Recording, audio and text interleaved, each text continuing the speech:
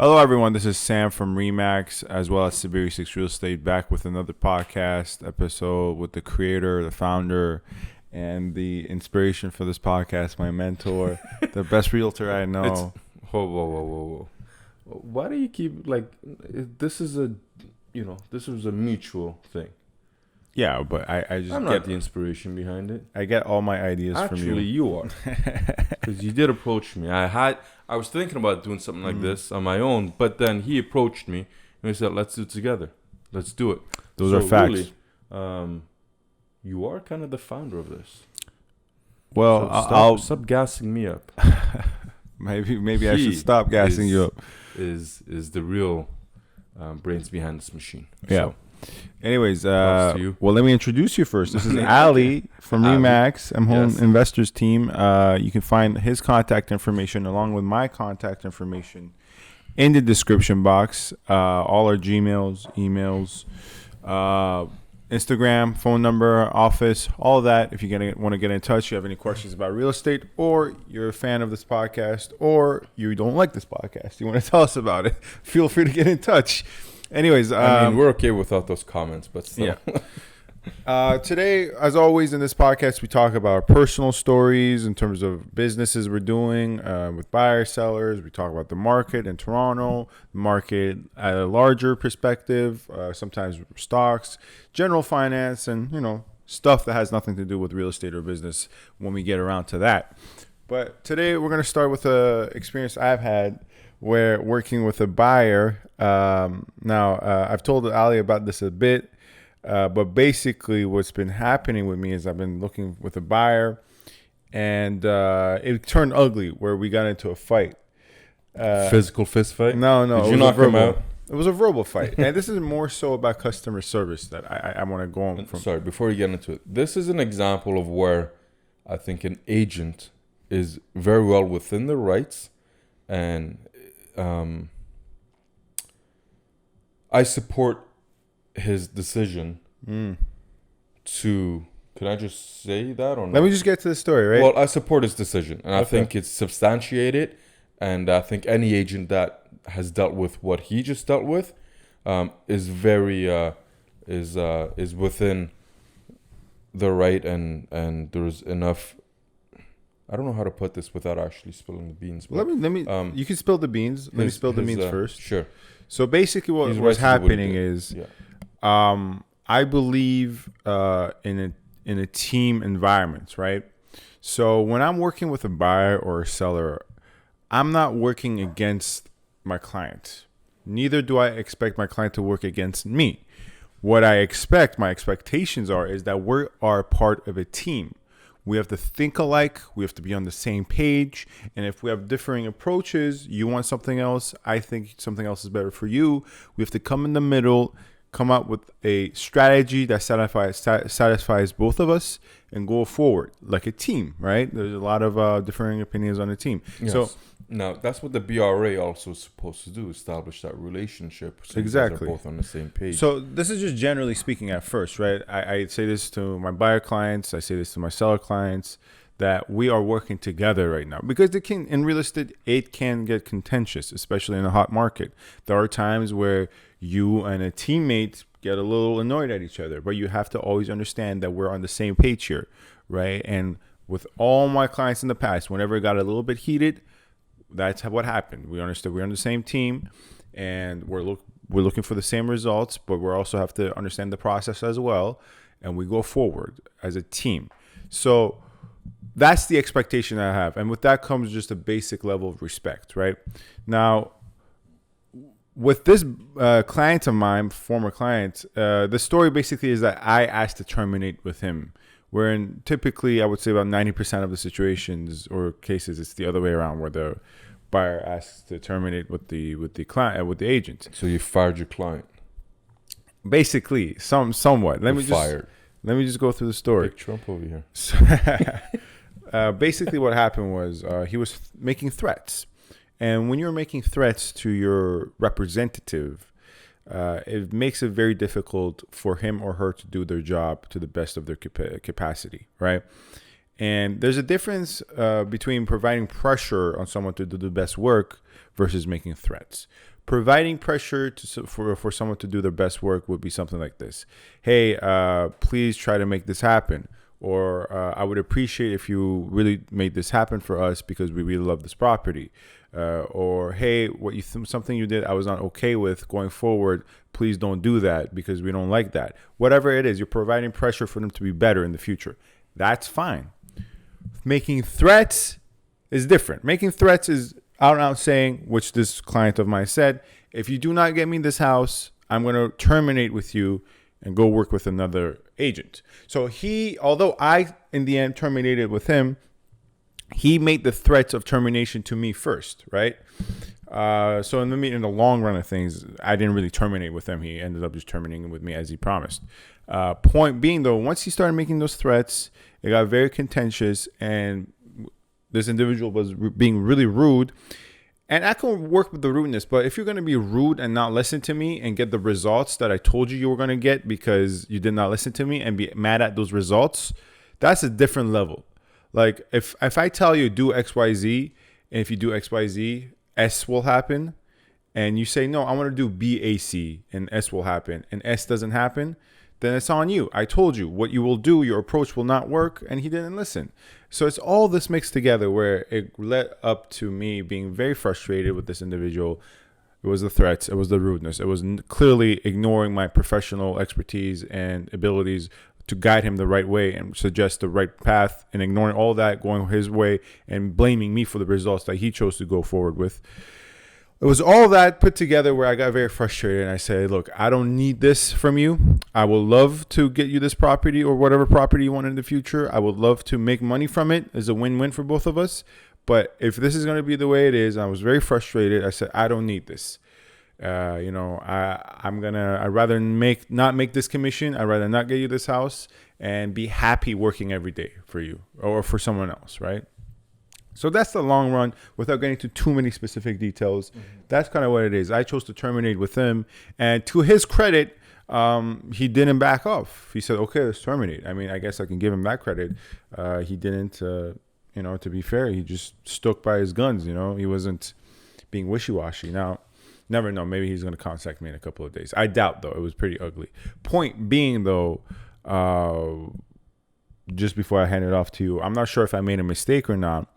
But part of me, actually, you go forward. What do you think?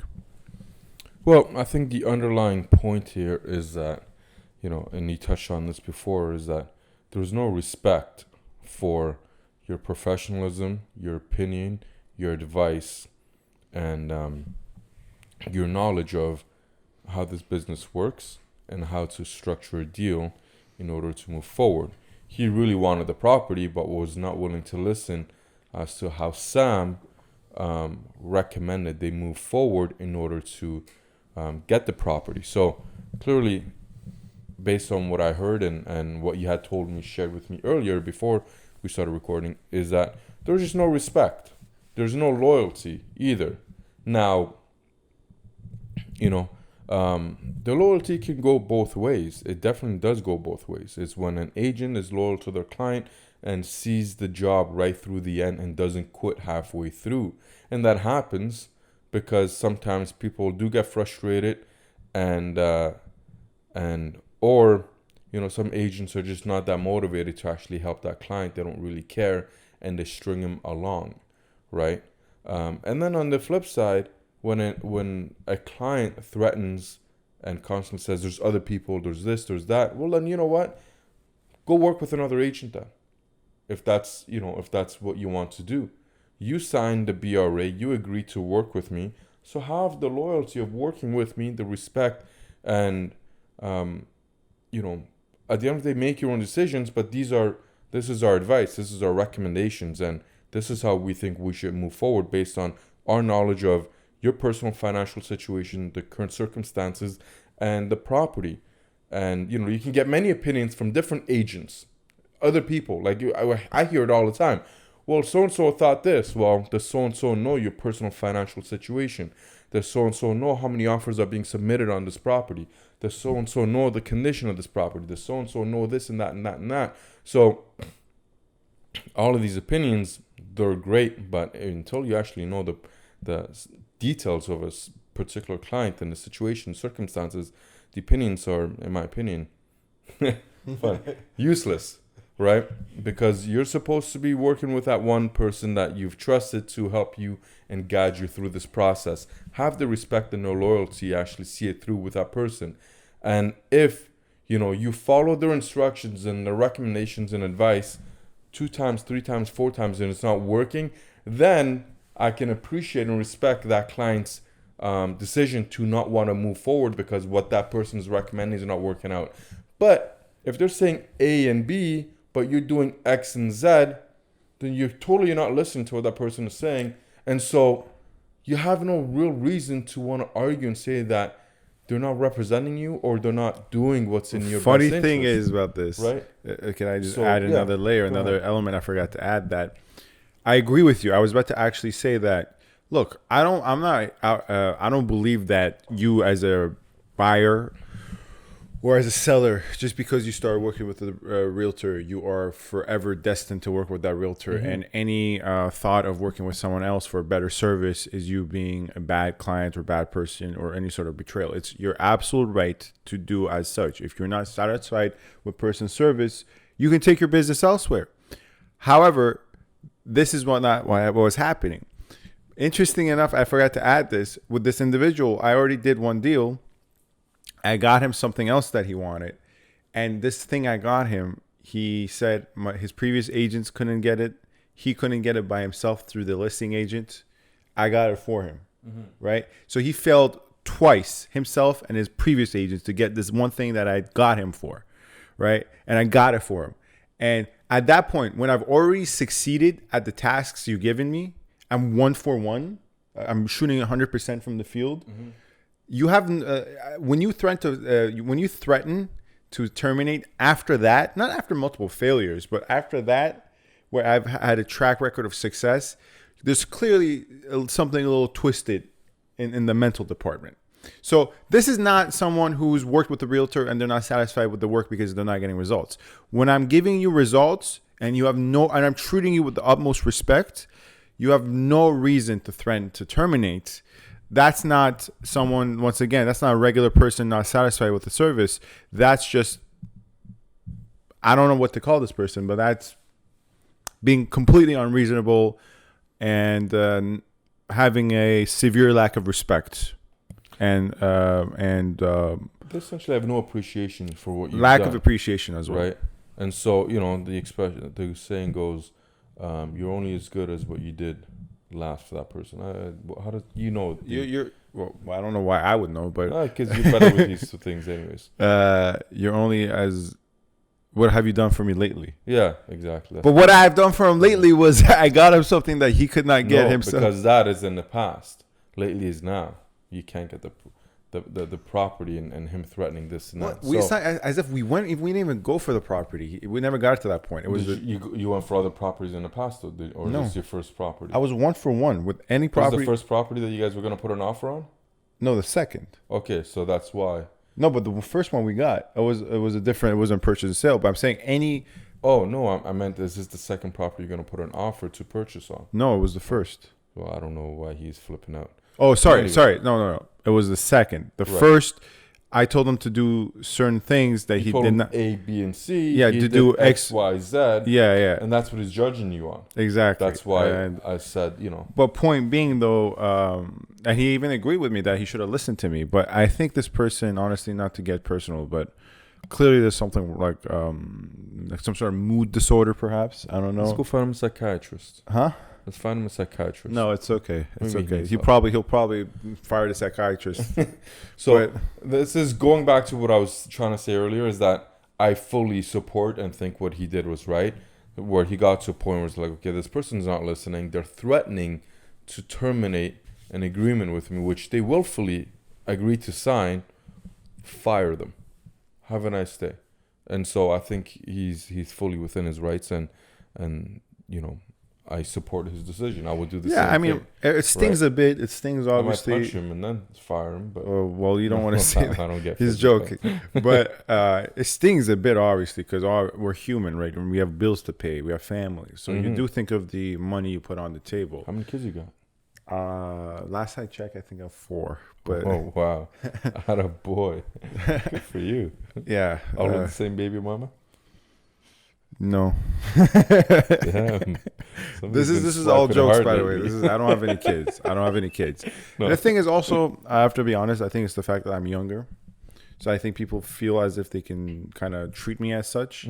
Although in the past, I've never had a client. I've had other clients be disrespectful and rude, but at least they were being rude, but there was like a cohesion to the rudeness. Like they can make sense of it. Like, and in the past, I've made mistakes where maybe I deserved a bit of the backlash, right? Because when you start in this business, you can read everything you want on paper about how to do things. And I don't know if you could touch on this. Maybe you can touch on this, because I actually got one of my, I don't want to call this person a fan. It almost sounds weird. But since my personal YouTube channel is growing a bit, people reach out to me. So I don't know if I should call them fans or whatever. You're a celebrity, bro. Not really. He's got fans. But a girl reached out to me, and she's like, "Oh, I'm really interested in getting into real estate." She gave me her whole life story. Like, I'm an architectural student. I really want to get into real estate. What should I do? Should I do this? I said, "Give me a call. We'll talk tomorrow." So stick to architect.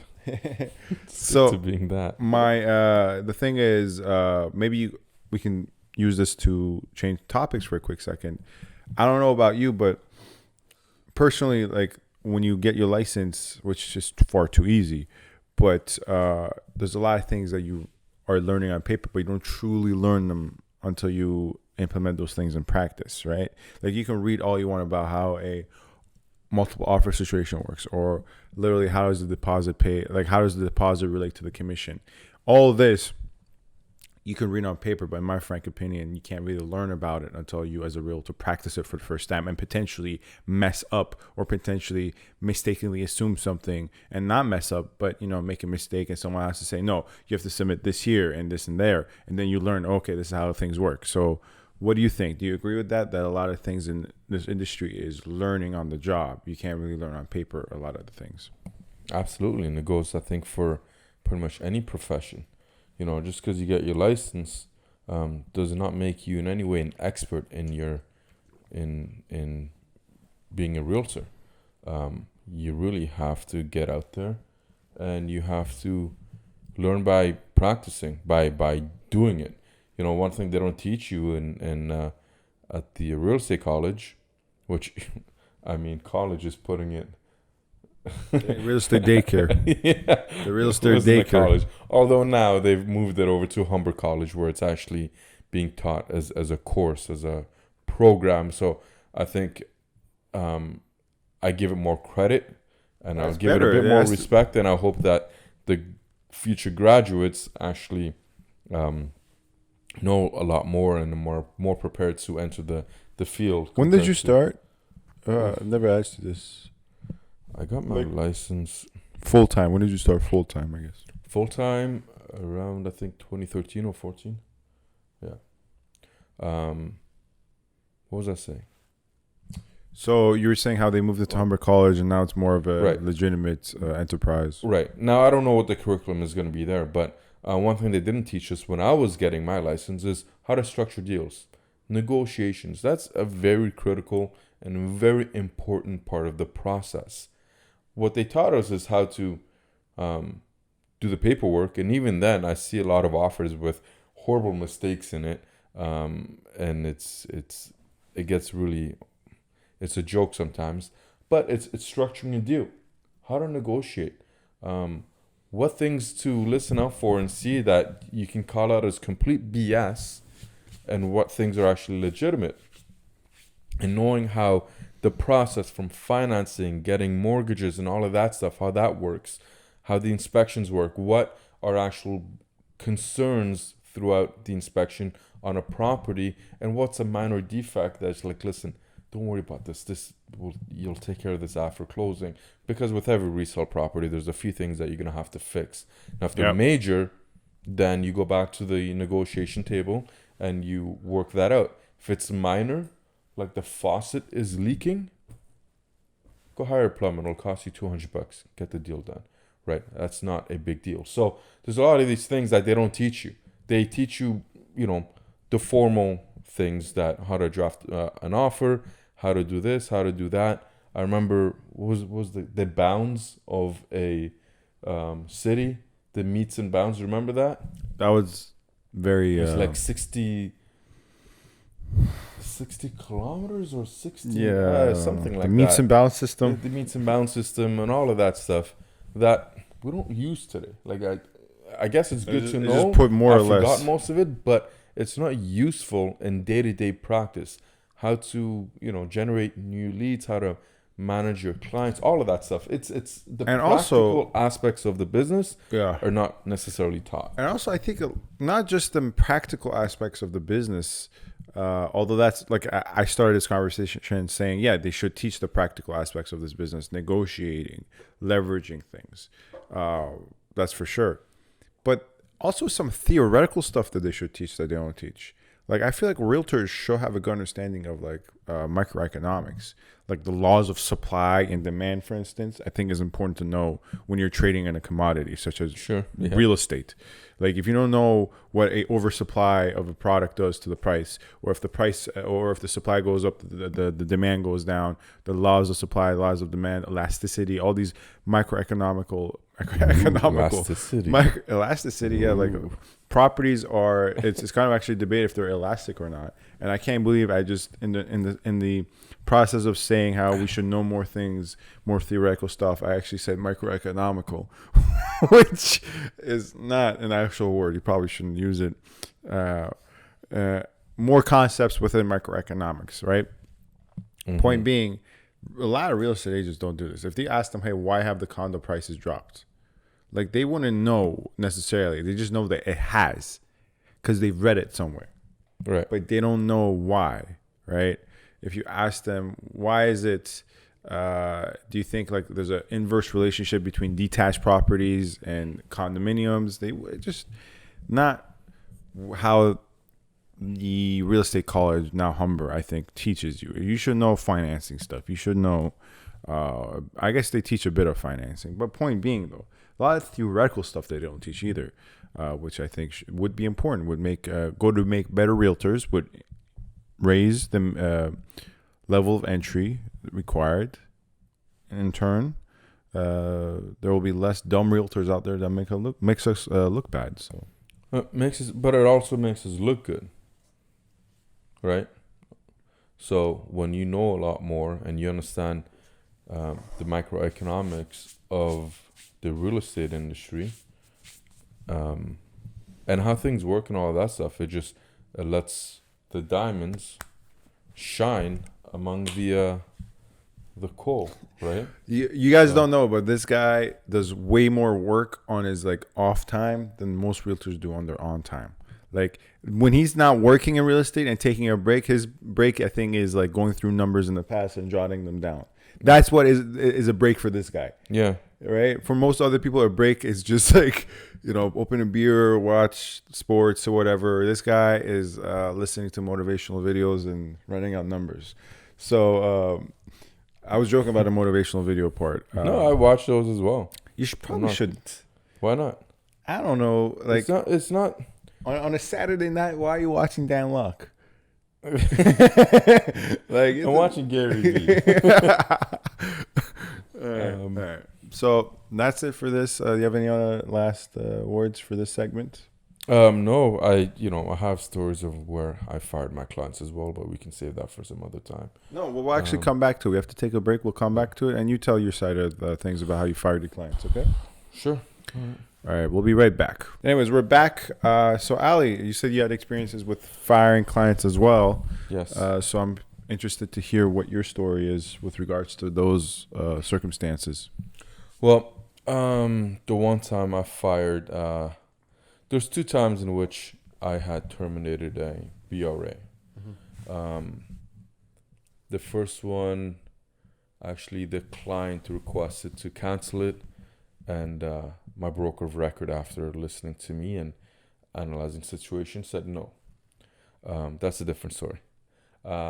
but the one I want to talk about was this family, father, mother, and their adult son, who had been, unfortunately, he got separated and he had a kid, so I guess he moved in with his parents again. And they're looking to sell their house and then move into a condo, because there's just the three of them with a joint custody of the son's daughter, who would come on the weekends or whatever. So they didn't really need a whole lot of space. And the house that they were in was roughly 3,000 square feet or so. So I'm going around, trying to find them a condo. And the son was very superstitious. Like, I think he wasn't entirely there, to be very frank, and not to,